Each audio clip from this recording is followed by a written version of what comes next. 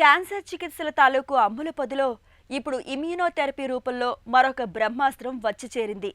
మన ఒంట్లోని వ్యాధి నిరోధక యంత్రాంగాన్ని బలోపేతం చేయడం ద్వారా క్యాన్సర్ కణాల ఎదుగుదలను నిరోధించడం, క్యాన్సర్ కణాల విస్తృతిని అడ్డుకోవడమే ఈ థెరపీ తాలూకు ప్రాథమిక లక్ష్యం. ముఖ్యంగా కొన్ని రకాల ముదిరిపోయిన క్యాన్సర్లకు చికిత్స చేయడంలో ఇమ్యూనోథెరపీ బాగా సహాయకారిగా ఉంటోందని నిపుణులు చెబుతున్నారు. ఈ నేపథ్యంలో ఇమ్యూనోథెరపీ గురించిన పూర్తి వివరాల్ని ఇప్పుడు తెలుసుకుందాం.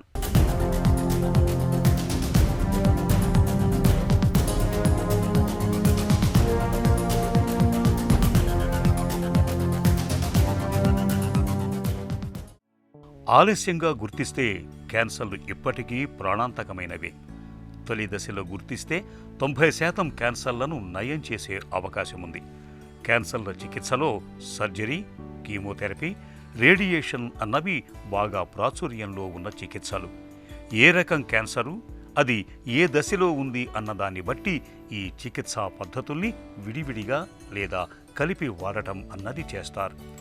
ఇటీవలి కాలంలో ఈ చికిత్సలకు జతగా ఇమ్యునోథెరపీ అని కొత్త చికిత్సా విధానం ఒకటి అందుబాటులోకి వచ్చింది. మన రోగ నిరోధక శక్తినే మరింత శక్తివంతం చేసి క్యాన్సర్ల కణాలపై యుద్ధాన్ని ప్రకటించటం అన్నది ఈ ఇమ్యునోథెరపీ ప్రధాన ఉద్దేశం. కొందరిలో రోగ నిరోధక శక్తి బలహీనంగా ఉండటం వల్లో, లేదంటే రోగ నిరోధక శక్తి బాగానే ఉన్నా క్యాన్సర్ కణాలను గుర్తించలేకపోవటం వలనో క్యాన్సర్లు పెరిగిపోతూ ఉంటాయి. ఇలాంటి సందర్భాల్లో బయట నుండి రోగ నిరోధక శక్తిని పెంచే యాంటీబాడీస్ను, ప్రోటీన్లను, వ్యాక్సిన్లను ఇవ్వటం ద్వారా రోగ నిరోధక శక్తి మరింత పటిష్టంగా చేసి క్యాన్సర్ కణాలను నాశనం చేస్తారు. మనందరికీ తెలిసిన విషయం ఏంటంటే, ఒక మనిషి బాడీలో వ్యాధి నిరోధక శక్తి ఏదైతే ఉందో ఆ వ్యాధి నిరోధక శక్తి వల్లనే మనకి చాలాసార్లు మన బాడీలో పొరపాటున కొన్ని క్యాన్సర్ కణాలు వచ్చినా కూడా మన వ్యాధి నిరోధక శక్తి దాన్ని గుర్తించి ఆ క్యాన్సర్ కణాలని చంపేసి మనకి క్యాన్సర్ రాకుండా చాలా వరకు కాపాడుతుంది.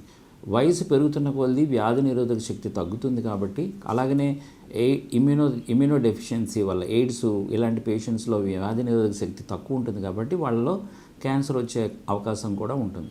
అంటే వ్యాధి నిరోధక శక్తిని మనం పెంపొందిస్తే క్యాన్సర్ రాకుండా కాపాడుకోవచ్చు. అలాగనే క్యాన్సర్ ఆల్రెడీ వచ్చి ఉన్న వాళ్ళలో క్యాన్సర్ కణాలు వ్యాధి నిరోధక శక్తి మనకు ఉపయోగపడే లింఫోసైట్స్ అని అంటాం వాటిని బ్లాక్ చేస్తాయి అన్నమాట. కొన్ని పదార్థాలు ప్రొడ్యూస్ చేసి వాటిని బ్లాక్ చేస్తాయి.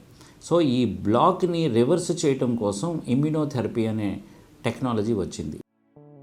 ఒక రాజ్యంలో రాజు, సైన్యం బలంగా లేకపోతే శత్రువులు ఏ క్షణంలోనైనా దాడి చేసి ఆ రాజ్యాన్ని ఆక్రమించే అవకాశాలు పుష్కలంగా ఉంటాయి. అచ్చంగా మన శరీరం అనే రాజ్యంలో రోగ నిరోధక శక్తి బలంగా లేకపోతే రకరకాల రోగకారక సూక్ష్మజీవులు బయట నుండి ప్రవేశించి మన శరీరాన్ని అనారోగ్యానికి ఆలవాలంగా మార్చేస్తాయి. అందుకే రోగ నిరోధక శక్తిని పటిష్టంగా ఉంచుకోవటం అన్నది ప్రధానం. ఇప్పుడిప్పుడే క్యాన్సర్లకు మరో ప్రధానమైన చికిత్సగా అందుబాటులోకి వస్తున్న ఇమ్యునోథెరపీని ఒక ట్రెండ్ బ్లడ్ క్యాన్సర్లు, కొన్ని లింఫోమాలు, చర్మ క్యాన్సర్లు, ప్రోస్టేట్ క్యాన్సర్, కిడ్నీ, మూత్రాశయ క్యాన్సర్లు, గొంతు, మెడ క్యాన్సర్లలో వాడుతున్నారు. ఇందులో క్యాన్సర్ కణాల్లోని ఓ ప్రత్యేక ప్రోటీన్ని గుర్తించి వాటిని నాశనం చేస్తే మోనోక్లోనల్ యాంటీబాడీస్ క్యాన్సర్ కణాలను మామూలు కణాలతో వేరు చేసే immune check point inhibitors cancer కణాలను మట్టుబెట్టేందుకు, రోగ నిరోధక శక్తిని పెంచేందుకు వ్యాక్సిన్లను ప్రస్తుతం వాడుతున్నారు. ఎప్పుడైతే ఇమ్యూనోథెరపీ అనే మెడిసిన్స్, మనం పెంబ్రోలిజిమాబ్, నివోలిమాబ్, ఇలా చాలా డ్రగ్స్ ఉన్నాయి.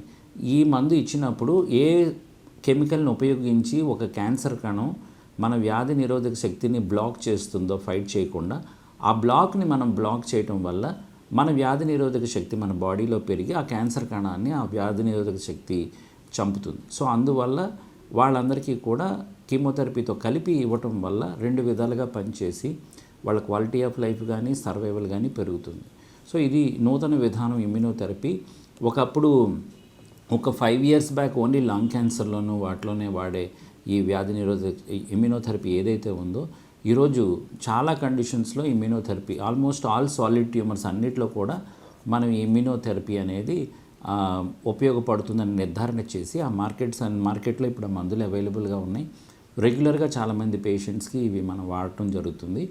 ఎక్కువగా ఇమ్యూనోథెరపీ అన్నది లంగ్ క్యాన్సర్లోను, అండాశయ క్యాన్సర్లోను, ప్యాంక్రియాటిక్ క్యాన్సర్లోను, తర్వాత కిడ్నీ క్యాన్సర్లోను, ప్యాంక్రియాటిక్ క్యాన్సర్లోను వీటిలోనే రెగ్యులర్గా వాడుతూ ఉంటాం.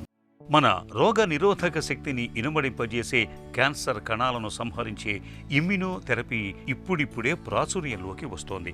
ప్రస్తుతానికి ఈ చికిత్సను కొన్ని క్యాన్సర్లలోనే వాడుతున్నారు. ప్రస్తుతం జరుగుతున్న పరిశోధనలతో ముందు మరెన్నో క్యాన్సర్లను జయించటానికి ఇమ్యునోథెరపీ సహకరిస్తుందని ఆశిద్దాం.